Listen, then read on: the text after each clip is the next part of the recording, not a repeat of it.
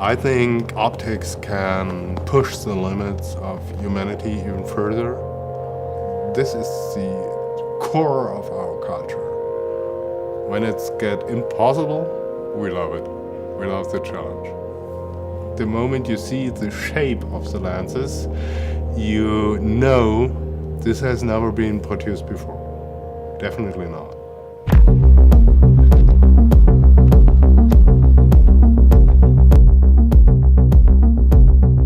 When we talk about this project with Nike, first of all, it was of course we're very honored. It was a completely new idea. So the first impression was unbelievable design, very challenging. We knew that this project would have been much more difficult than normal projects. In terms of lens, all the sunglasses have the same geometrical shape. It can be spherical, it can be cylindrical, but anyway it is a geometrical shape. In this case, we developed an artistic shape. My biggest fear was very simply that we wouldn't be able to make it. Everything is so new and you need to build new molds and you need to rethink basically optics. Basically you are creating a final sunglasses only by injection.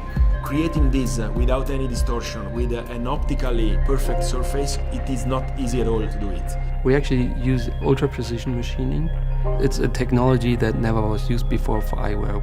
If you imagine like Germany from outer space and you just zoom in until you see the eye of a fly, that's what the nanometer would be compared to the meter.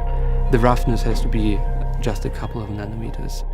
The key thing for an athlete is always to go beyond their limits. So we are trying to develop something beyond any limits, even for color and performance for athletes. Normally when you develop a contrast tint, your eyes is very stressed, your heart rate increases a lot, but in this case you increase the contrast, but in the same time you relax your vision. We have never done something like this. One of the remarkable moments was our lens designer in US called me, middle of the night for us. He gave me a call and said, Timo, I really think we cannot make it, yeah? The combination of optics and aesthetic, it's so hard.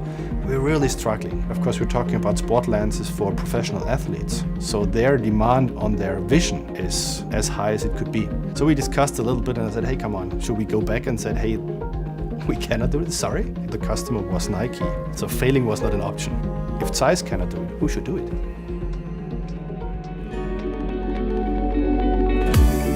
The most fun on this project, I think at the end of the day, was when we saw the first prototype works. The first injected lens is a sort of event, so it's the finalization of a very long period of stress. And say, okay, now the first baby is born. And it was really exciting for all the people to say, okay, we are on the right way. I'm really proud to be part of this team because no one so far was able to develop this kind of single-piece sunglasses. 1 year ago we were not able to think that it was even possible. This is a long chain of people working all together from California to Japan, and it's great to have a customer like Nike in this project pushing us to really go beyond limits.